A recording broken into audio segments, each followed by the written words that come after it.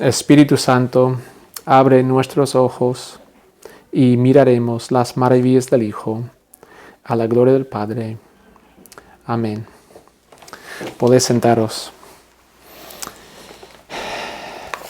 Esta mañana estamos en Romanos capítulo 14 y creo que sería mejor leer el capítulo antes de comenzar porque no vamos a verlo versículo por versículo y va a ser útil si tenéis en mente más o menos el texto. Así que vamos a leer juntos. Bueno, yo voy a leer este texto de Romanos 14. Acoged al débil en la fe, pero no para entrar en discusiones. Porque uno cree que se ha de comer de todo, otro, que es débil, solo como legumbres. El que come de todo, que no menosprecie al que come, y el que no come, que no juzgue al que come, porque Dios lo ha aceptado. ¿Tú quién eres para juzgar al criado ajeno? Si permanece en pie o cae, es asunto de su propio amo, pero si está firme, porque Dios es poderoso para hacerlo estar firme. Hay quien hace distinción entre unos días y otros, mientras que otro considera que todos los días son iguales. Que cada uno esté seguro de lo que piensa. El que distinga un día de otro, lo hace para el Señor. Y el que no distingue el día, también lo hace para el Señor. El que come, para el Señor come, porque da gracias a Dios. Y el que no come, para el Señor no come, y también da gracias a Dios. Ninguno de nosotros vive para sí y ninguno muere para sí. Si vivimos, para el Señor vivimos, y si morimos, para el Señor morimos. Así pues, sea que vivamos o que muramos, somos del Señor. Porque Cristo para esto murió y resucitó y volvió a vivir, para ser Señor tanto de los muertos como de los que viven. Así que tú, ¿por qué juzgas a tu hermano? O tú también, ¿por qué menosprecias a tu hermano? Todos compareceremos ante el tribunal de Cristo, pues escrito está, vivo yo, dice el Señor, que ante mí se doblará toda rodilla y toda lengua confesará a Dios. De manera que cada uno de nosotros dará cuenta a Dios de sí mismo. Así que no nos juzguemos más los unos a los otros, sino más bien procurad no poner tropiezo u ocasión de caer al hermano. Yo sé y confío en el Señor Jesús, que nada es impuro en sí mismo, pero para el que piensa que algo es impuro, para él lo es. Pero si por causa de la comida tu hermano se siente agraviado, ya no te comportas conforme al amor. No hagas que por causa de tu comida se pierda aquel por quien Cristo murió. No permitáis que se hable mal de lo que es vuestro bien, porque el reino de Dios no es comida ni bebida, sino justicia, paz y gozo en el Espíritu Santo. El que de esta manera sirve a Cristo, agrada a Dios y es reconocido por la gente. Por lo tanto, sigamos lo que contribuye a la paz y a la mutua edificación. No destruyas la obra de Dios por causa de la comida. En realidad, todas las cosas son limpias. Lo malo es hacer tropezar a otros por lo que comemos. Lo mejor es no comer carne, ni beber vino, ni hacer nada que ofenda, debilite o haga tropezar a tu hermano. Tú tienes la convicción que la fe te ha dado. Guárdala para ti mismo delante de Dios. Dichoso aquel que no se considera culpable con la decisión que toma. Pero el que duda sobre lo que come, se condena a sí mismo, porque no lo hace con la convicción que da la fe. Y todo lo que no proviene de una convicción de fe es pecado. Pues aquí estamos en Romanos capítulo 14 y el título de este mensaje es El Evangelio se enfrenta al mundo real. Ya lo hemos visto en los capítulos 12 y 13, cómo aplicamos el Evangelio a nuestras vidas cotidianas, pero eso es más real todavía. Ya no estamos hablando de principios generales, no estamos hablando de deberías amaros unos a otros, sino de un caso muy concreto. Y como hemos visto, como hemos leído, este asunto está arraigado en el Evangelio, está arraigado en lo que Cristo hizo por nosotros. Lo estaba pensando en esta semana, en cuántas cosas la Biblia arraiga en la muerte y resurrección de Cristo. Por ejemplo, a un tema tan cotidiano como el diezmo, recaudar fondos para otros, dar dinero a los demás. Pablo en 2 Corintios lo arraiga en el Evangelio. Él está animando a los corintios a dar dinero y él dice, ¿por qué? Porque Cristo, siendo rico, se hizo pobre por vosotros. El impulso o la convicción o la visión que deberíamos tener cuando damos dinero a la iglesia es el Evangelio. Mira lo que Cristo hizo por mí. Un tema tan cotidiano pero tan aplicable, la relación entre el hombre y la mujer en un matrimonio. Pablo en Efesios 5 lo arraiga en el Evangelio. El hombre debería amar a su mujer como Cristo amó a la iglesia y se dio por ella. Esto sale del Evangelio. Y esto pasa una y otra vez en la Biblia. Tenemos un mandamiento y explícitamente está conectado con el Evangelio. ¿Por qué? ¿Por qué?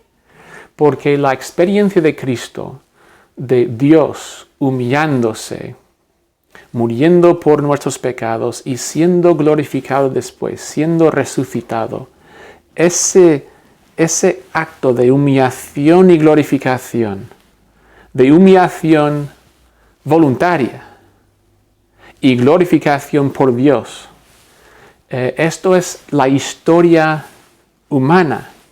Esto es lo que es ser humano, es la esencia del amor. La esencia del amor es yo doy de mí mismo por tu bien y después hay vida, después hay glorificación, hay unión, hay vida.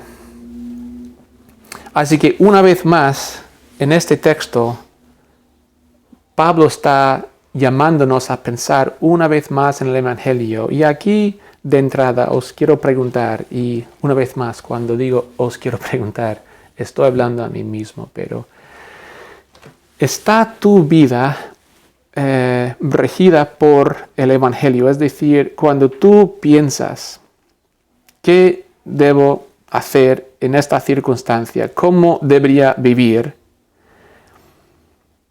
¿Es tu primer paso ir al Evangelio o ir a otro lugar, escuchar a otro consejo? Porque igual que hemos confesado el credo apostólico, eso es lo que nos hace cristianos. Decir, yo creo en un solo Dios, que existe en tres personas, Padre, Hijo, Espíritu. Lo que nos hace cristianos a nivel práctico en nuestra vida es, mi vida es una aplicación continua del Evangelio. Tú puedes ver lo que yo hago en mi trabajo, en mi familia, con mis amigos, donde sea. Puedes ver mi vida y ver amor, ver la cruz aplicada a esta situación. Mira, estamos hablando de temas tan cotidianos como no estoy de acuerdo con otro cristiano. O sea, no hay nada más cotidiano que eso. Él o ella no piensa igual que yo. El Evangelio. Nuestras vidas tienen que ser regidas, dominadas, saturadas por el Evangelio. Ahora, sé que hemos leído el texto y tú estás pensando, Andrés, yo no conozco a nadie que solo come legumbres, no conozco a nadie que distingue entre algunos días y otros, no conozco a nadie que no bebe vino, o sea, esto no se me aplica, no quiero una historia o una lección de historia tampoco. Vale, yo entiendo perfectamente y vamos a hablar de eso, pero si no podemos, digamos, aplicar directamente este texto a nuestras vidas, o sea, yo no conozco a ningún judío que se hizo cristiano y que tiene estos obstáculos, pero por implicación, es decir, no por aplicación directa, sino por implicación, sí que podemos aplicar este texto a nuestras vidas. Pensar, por ejemplo, en las cosas que nos dividen como cristianos, pero que no deberían. Yo he oído, y de hecho creo que he vivido iglesias que se han dividido por el tema de la escatología, del milenio. O sea, y muchos cristianos ni saben lo que es el milenio o lo que es la escatología. Bien, me parece estupendo. Pero iglesias que se dividen, es decir, rompen la unión cristiana. Ellos dicen, ni quiero celebrar la Santa Cena contigo, porque tú piensas de otra manera sobre el milenio. O sobre la música. O sea, esto hace unas décadas en Estados Unidos y no sé si en otros sitios también, pero que algunas iglesias querían música más contemporánea y otros querían más clásica y literalmente se dividieron las iglesias sobre este tema. Ni podemos comer juntos. Y es una gran tragedia y es uno de los puntos débiles de nuestra iglesia protestante, que nos dividimos tanto. Tenemos, amigos, todas las herramientas que necesitamos para ser uno. Ya tenemos unidad en el Espíritu, ya tenemos el ejemplo de apóstoles del Nuevo Testamento. Cristo ha orado y seguramente sigue orando por nuestra unidad. Tenemos todo lo que necesitamos para ser uno. La cuestión es si queremos ser uno. Dios odia las divisiones, como los padres odian cuando sus hijos se pelean y no se hablan. O sea, cuando mis hijos se pelean, muchas veces yo pienso, es que tenéis tanto en común. O sea, tú me amas y tú me amas, pero no os amáis. Y realmente yo sé que os amáis, pero esta tontería de cuál programa de tele queremos ver o quién estaba jugando primero con el juguete. Estas cosas muy pequeñas parecen ser cosas muy grandes y provocan divisiones. Igual que nosotros, los padres, odiamos cuando nuestros hijos se pelean. Dios odia cuando nosotros tenemos divisiones sobre cosas no esenciales. Obviamente, hay que en algunas ocasiones trazar una línea en la arena y decir, mira, aquí esto es un tema del Evangelio, yo no voy a cruzar esta línea. Por supuesto, tenemos que hacer eso, pero hay muchas cosas que no son el Evangelio. El mensaje de Romanos 14 es que hay diversidad en la iglesia, ¿vale? Hay diversidad. Pero todos tenemos el mismo Señor. Todos pertenecemos al mismo reino y todos seremos juzgados por el mismo Dios. En otras palabras, no sois mis siervos. No estáis viviendo en mi reino. Yo no soy vuestro juez y viceversa. Muchas veces eso es justo lo que queremos. Y curiosamente, una manera de ver que una secta es porque muchas veces las sectas son monolíticas, son totalmente uniformes, que hay un líder muy carismático y él impone su visión en toda la comunidad. Todos tenéis que pensar igual que yo, todos tenéis que vivir como yo. Eso no es Dios, eso es una secta, eso es seguir a un hombre caído. Hay diversidad, ¿vale? Hay diversidad en nuestros hijos, que siempre me sorprende porque es la misma receta y sale diferente cada uno. A veces muy diferentes, pero les amamos igual y Dios nos ama igual. Hay diversidad, pero tenemos unidad. La unidad esencial, fundamental, más importante en Dios. Entonces, vamos a entrar un poco en el texto y déjeme comenzar con un poco de enseñanza, ¿vale?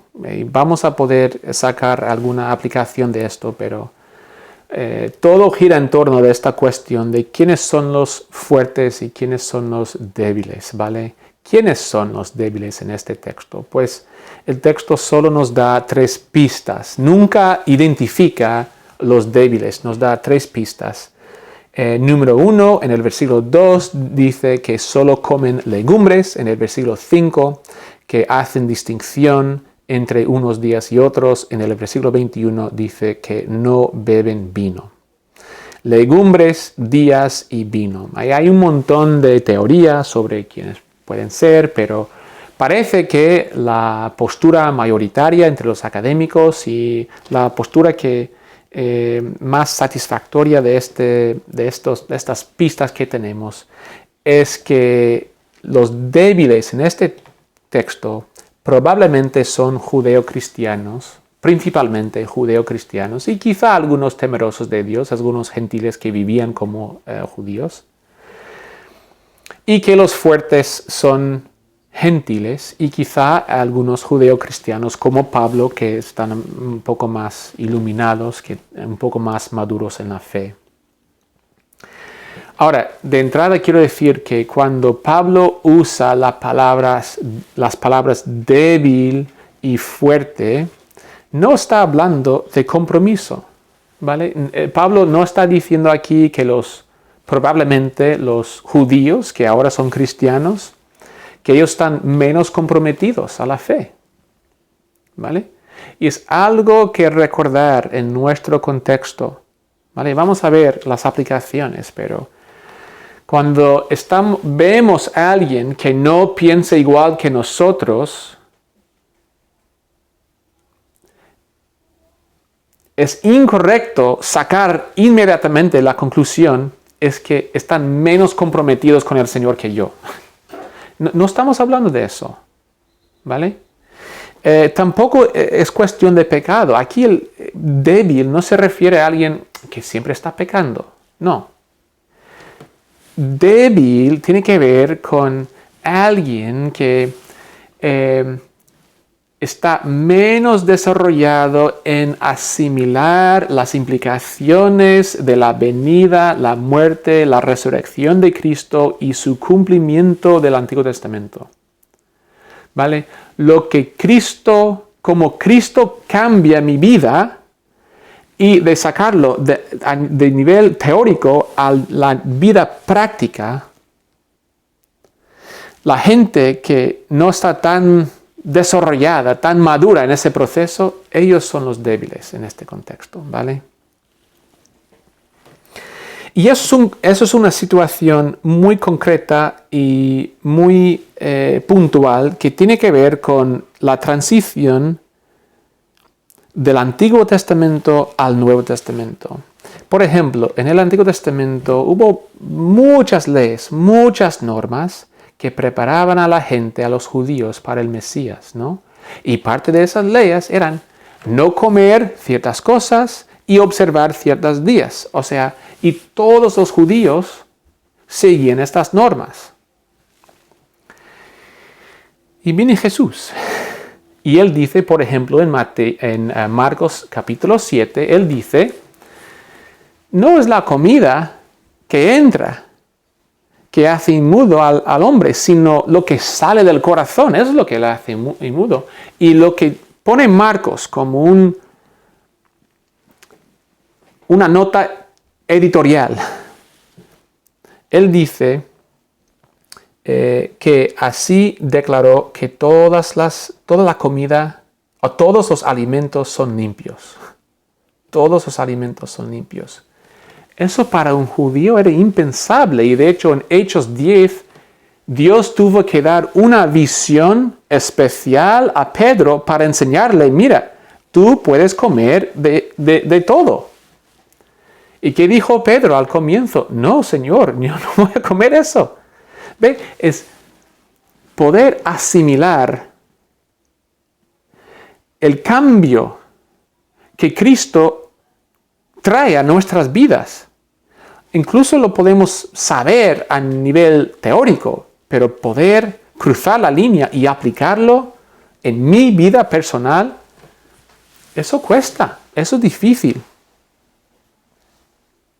Y los judíos estaban tardando en asimilar las implicaciones de la venida de Cristo y su cumplimiento del Antiguo Testamento.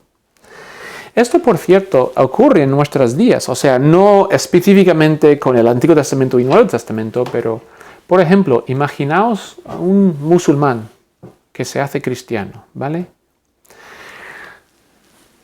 Para el musulmán, el cerdo es sucio, o sea, es para herejes, es para gente mala, no para musulmanes. Toda la región, toda la cultura, absolutamente todo su entorno rechaza el cerdo. Y ese musulmán se hace cristiano. Y a nivel teórico, sabe, pues vale, puedo comer cerdo. Pero es que me cuesta mucho. No conozco a nadie en mi familia, en mi país, nadie que come cerdo. Y todo de mi ser me dice, no lo comas. Pero en Cristo lo puede comer. Que quizá para nosotros parece una tontería, pero para esa persona es algo muy importante. En algunos países, gente mala bebe cerveza, gente buena no bebe cerveza. Y así es, blanco y negro. Y esa persona se hace cristiano y ve a otros cristianos bebiendo cerveza o tomando vino. Pero tú eres cristiano. Sí, soy cristiano. ¿Y bebes? Sí, bebo. Pero solo gente mala bebe cerveza. No, eso donde lo dice en la Biblia. Y esa persona puede llegar a la conclusión, vale, pues supongo que a nivel teórico no está mal, pero me cuesta. ¿Ves? O gente que tiene trasfondos muy, muy pecaminosos y que tienen ciertas asociaciones con ciertas prácticas con su vida anterior. Por ejemplo, yo escuchaba la historia de un músico que él era rock and roll y él tenía una vida muy pecaminosa. Y se hizo cristiano, pero no podía tocar la guitarra. Y de hecho, gente en la iglesia le pedía, ¿puedes tocar en la iglesia? Porque tienes mucho talento. Él dijo, no, es que no puedo tocar. ¿Por qué? Porque cada vez que toco la guitarra, yo pienso en la vida anterior y no puedo separar tocando la guitarra de mi vida pasada. Que para nosotros suena una tontería, pero para él es algo real. Él sabe, sí, a nivel teórico, vale, puedo tocar la guitarra, pero es que me cuesta mucho. Me cuesta mucho. Entonces, eso sigue ocurriendo en nuestros días, pero yo quiero dar otro paso y no hablar necesariamente de una aplicación directa, sino de las implicaciones de este texto. Brevemente.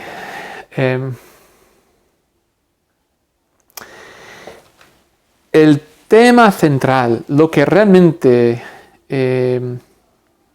molesta a Pablo en este texto, lo que realmente, mejor dicho, molesta a Dios, no es la situación concreta de la transición del Antiguo Testamento al Nuevo Testamento, sino el tema de la unidad y de las divisiones.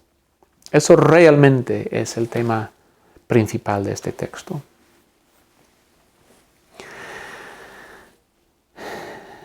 En nuestros días esto sigue pasando. Es decir, gente que piensa de otra manera que nosotros. Y en lugar de luchar por la unidad, en lugar de insistir en la unidad que tenemos en el Espíritu, por desgracia, muchas veces lo que hacemos es dividirnos. Insistimos en que yo tengo razón, tú estás equivocado, y es algo tan gordo, tan importante, que ni podemos reunirnos como familia y comer juntos con nuestro Padre. Tú come con el Padre a tu tiempo, pero nosotros vamos a comer con Él de verdad. Y Pablo tiene algunas palabras muy fuertes para gente que piensa así en este texto y por implicación a nosotros. Hermanos, hermanas, deberíamos odiar las divisiones en la iglesia. Pensemos por un momento en Edén. En Edén, en Génesis 1 y 2, antes de la entrada de la caída, ¿podemos imaginar divisiones entre Adán y Eva? ¿Podemos imaginar divisiones entre sus hijos en un paraíso perfecto, sin pecado? Las divisiones no son naturales. Y de hecho, cuando entra el pecado en Génesis 3, el tema principal o la consecuencia principal que trae el pecado es la división. División entre hombre y mujer, división entre hombre y el resto de la creación, división en la propia psicología del hombre. Él se duda, él tiene miedo. Y todo esto a raíz de la división principal entre hombre y Dios. Donde hay división, hay pecado. Dios no es un Dios de división. Todos tenemos el mismo Padre.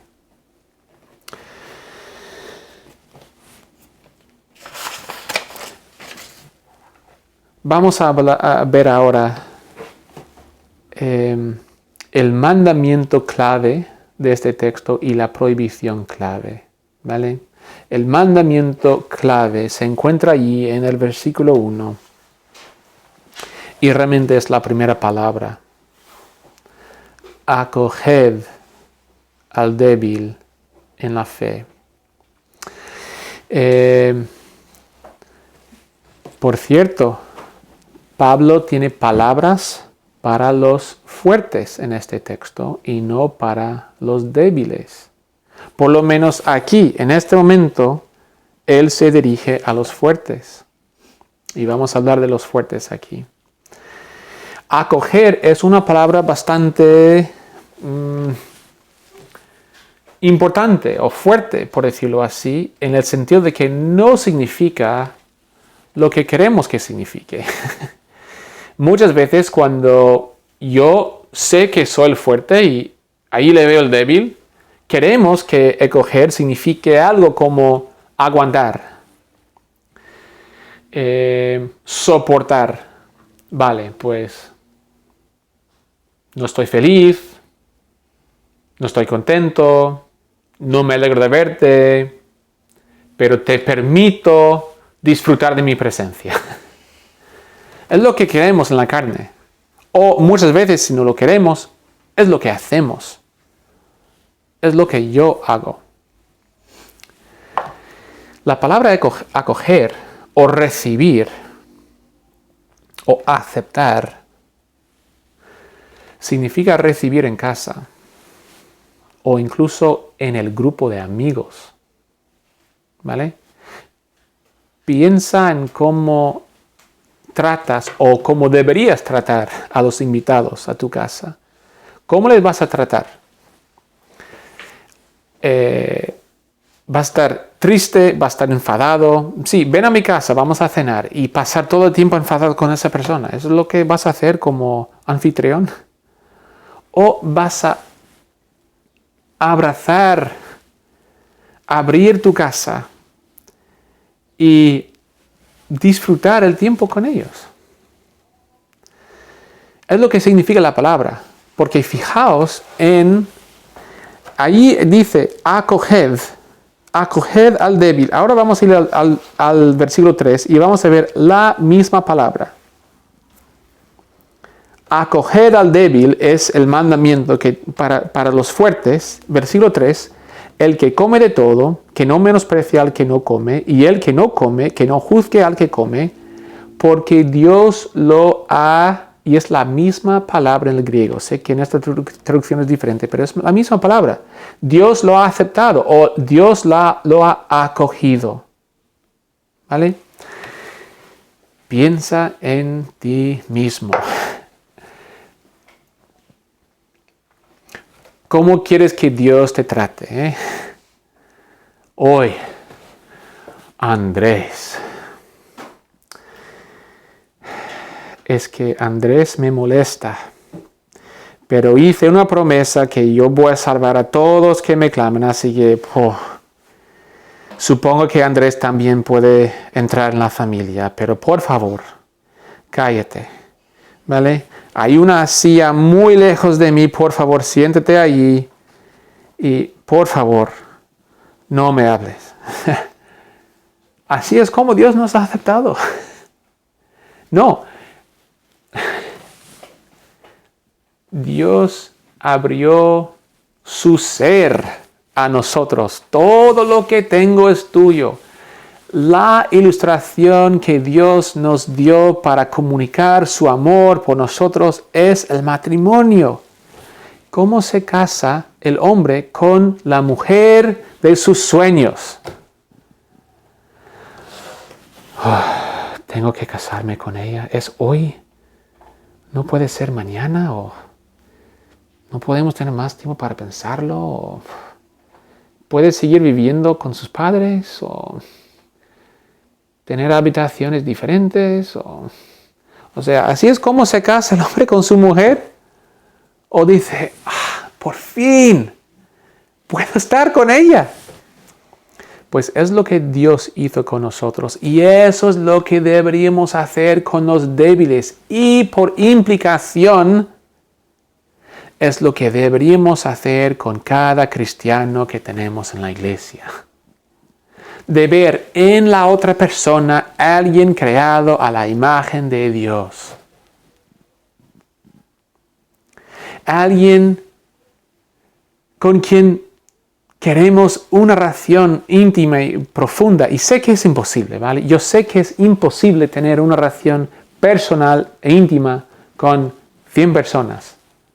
Con 50 personas. Es difícil hacerlo con 10 personas. Pero es el principio,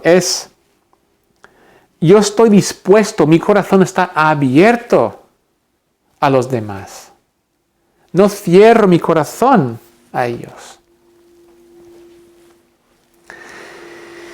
Los fuertes deberían servir a los débiles y los débiles no deberían ignorar sus conciencias, ¿vale? Si entra, por ejemplo, volviendo a la ilustración de comienzo, si entra un musulmán que tiene dificultades en comer cerdo, no deberíamos decirle, pues te invito a mi casa y comemos mucho cerdo, así que es lo que vas a comer. No. Los fuertes tenemos que morir a nuestra libertad por el bien del otro. Mira, los fuertes solo son fuertes si son libres de su propia libertad. Vale, lo voy a decir una vez más. Los fuertes solo son fuertes si son libres de su propia libertad. Si yo insisto, en esta casa comemos cerdo y punto, ¿soy fuerte? O si amo a mi prójimo, si amo al débil, si yo muero a mí mismo por el bien del otro y digo, pues yo prefiero cerdo, pero sé que este hermano, esta hermana, lucha con el cerdo, que le cuesta, pues no tenemos que comer cerdo, comemos otra cosa. ¿Quién es más fuerte? ¿El que insiste en su manera de hacer las cosas o el que muere a sí mismo por el bien del otro? ¿Quién es más fuerte? Eso es justo lo que decía Pablo en 1 Corintios 9, cuando él dice, a los judíos me dice judío para ganar a los judíos, a los gentiles me dice gentil, a los débiles me dice débil, a los fuertes me dice fuerte. Él era fuerte porque él no era esclavo de su libertad. Ahora, dicho esto, los fuertes son llamados fuertes y los débiles son llamados débiles. Tenemos que recordar que Dios no quiere que el débil siempre sea débil. O sea, ¿quién quiere eso para su hijo? Dios quiere que esa persona sea enseñada y que se madure en la fe. Quiere que algún día llegue a ser fuerte. Y eso es algo que todos deberíamos recordar, ¿vale? Sobre todo si somos los débiles, ¿vale? Si somos los débiles, tenemos que recordar, este no es lo que Dios quiere para mí, ¿vale? Pablo lo dice, yo sé, en versículo 14, yo sé y confío en el Señor Jesús, que nada es impuro en sí mismo. Nada es impuro. Eso es lo que Dios quiere para nosotros, que todos digamos, no hay nada impuro.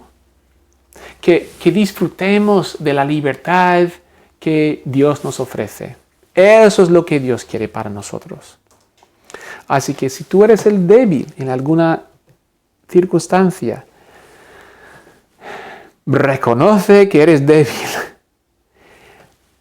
Ora al Señor, pide su ayuda, escucha el consejo de los fuertes, mira su ejemplo y pide al Señor, Señor, hazme más maduro para entender esto.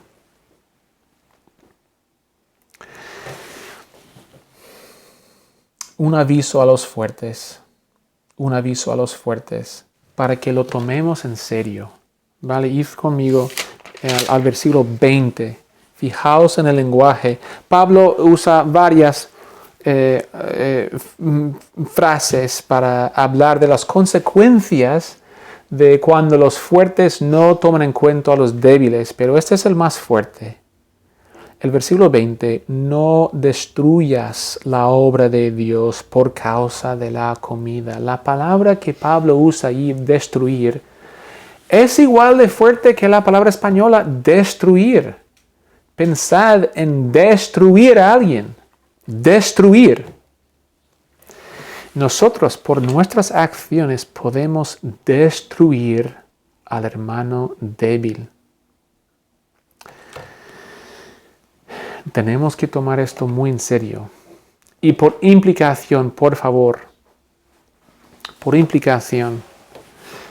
hermanos, ¿cuánta gente hemos destruido cuando dividimos sobre el milenio, sobre la música, sobre tantísimos temas sobre los que no deberíamos dividir? ¿Cuánta gente podemos pensar que ha dejado la iglesia por una división en la iglesia? Que la gente fue tan herida por ver cómo se comportan los llamados cristianos. Dejan la iglesia porque no pueden imaginar, Dios, ¿dónde estás en esto? Pero es mi pastor haciéndolo.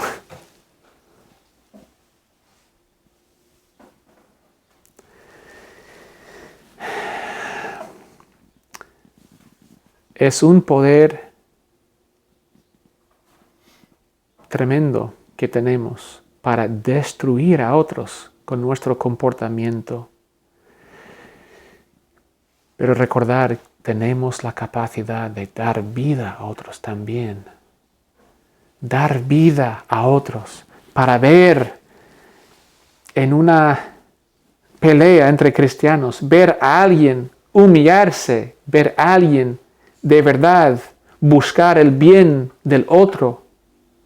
Podemos dar vida a los demás. Claro, nosotros tenemos que asumir la muerte, tenemos que tragar el insulto, tenemos que morir a nuestros deseos, pero cuando la muerte obra en nosotros, la vida obra en los demás. Eso es 2 Corintios 4. Un ejemplo más de la cruz. Este es el mandamiento clave que Pablo tiene para los fuertes. Y ahora la prohibición clave que tiene para los fuertes y los débiles. Lo vemos en el versículo 3 y en el versículo 13. El versículo 3 dice, el que come de todo, que no menosprecie al que no come, y el que no come, que no juzgue al que come, porque Dios lo ha aceptado. Y en el versículo 13, así que no nos juzguemos más los unos a los otros. No menospreciar, no juzgar. Los fuertes menosprecien a los débiles. ¿Por qué? Porque yo sé más que tú. Sé más que tú, soy más listo que tú. He podido asimilar más rápidamente las implicaciones de la venida del Cristo y su cumplimiento del Antiguo Testamento. Y tú eres tonto. Te menosprecio. ¡Qué falta de amor! ¡Qué falta de amor! Menospreciar a los débiles es como un adulto menospreciando a un niño. O sea, el niño no es malo, no se porta mal. Es un niño.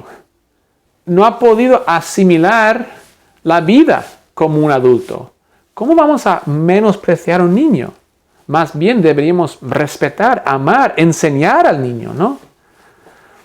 Pero muchas veces eso no pasa. Muchas veces menospreciamos a los demás. Y los débiles juzgan a los fuertes. Juzgan a los fuertes. Pues yo soy realmente el único fiel a las Escrituras. La Biblia dice no comer carne, dice distinguir entre los días, y es lo que yo estoy haciendo. Sois los liberales y yo soy el que realmente sigue al Señor.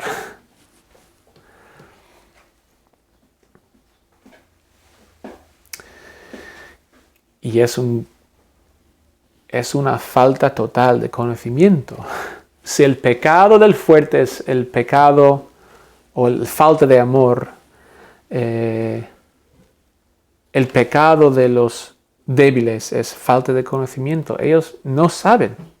Piensan que saben y no saben. Gabino Fernández ahora está con el Señor, pero él me dijo una vez, los que menos saben más pontifican.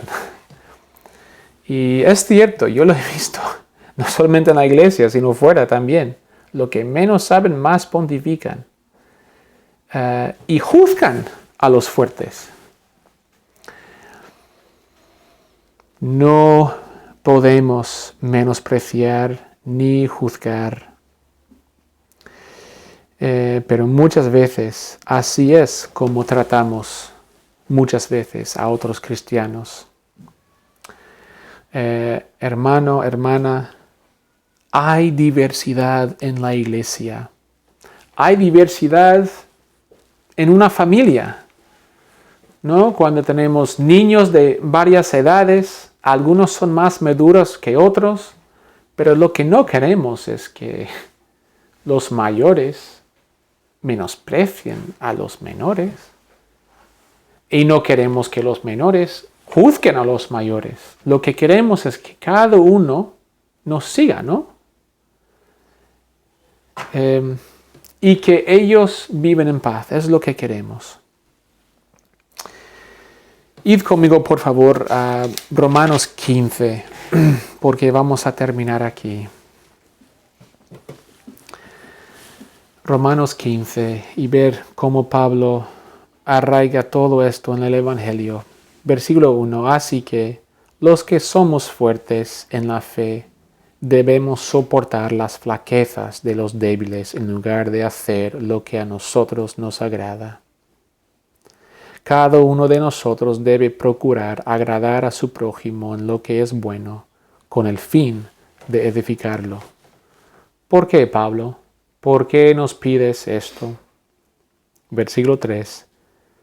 Porque tampoco Cristo se agradó a sí mismo, sino que, como está escrito, los insultos de los que insultaban cayeron sobre mí.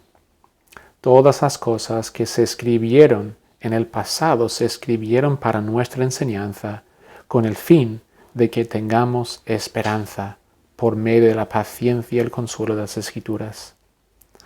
Que el Dios de la paciencia y el consuelo os conceda que entre vosotros estéis de acuerdo según Cristo Jesús, para que unánimes a una voz glorifiquéis al Dios y el Padre de nuestro Señor Jesucristo. Y el versículo 7. Por tanto, aceptaos los unos a los otros, como también Cristo nos aceptó para gloria de Dios. A fin de cuentas, si no estás en Cristo, da igual si eres fuerte o débil, estás condenado. Estás fuera de la familia de Dios.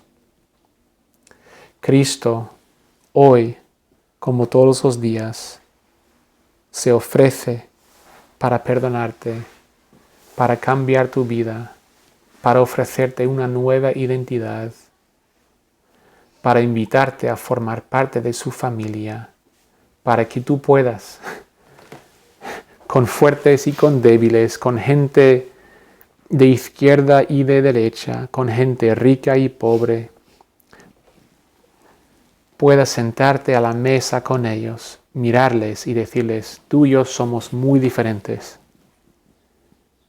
pero Dios te ama y ha puesto mi corazón un amor por ti también. Así que somos hermanos, somos hermanas. Te quiero conocer, te quiero amar y quiero ser uno en Dios contigo. Si no conoces a Cristo esta mañana, es la invitación que Cristo tiene para ti hoy y todos los días. Te puede juzgar la gente, pero da igual lo que cree la gente. Lo que importa es que Dios te va a juzgar. Y como vamos a leer más tarde en el culto, es que tenemos un gran abogado con el Padre, Cristo el justo, que es la propiciación de nuestros pecados. Si no conoces a Cristo esta mañana, ven a Cristo y recibe tu nueva identidad. Vamos a orar. Cristo, ¿qué más podemos decir que gracias? Gracias por aceptarnos. Gracias por no agradarte a ti mismo, sino por aceptar los insultos para que nosotros pudiéramos recibir tus riquezas y tus bendiciones. Señor, una vez más te pedimos, cámbianos, haznos más como tú. Levanta nuestros ojos y pon nuestra mirada en la cruz. Y Señor, obra en nosotros para que vivamos conforme a la cruz. Te lo pedimos con esperanza y gratitud porque te lo pedimos a nuestro Padre a través del Hijo y en el Espíritu Santo. Amén. Vamos a ponernos de pie.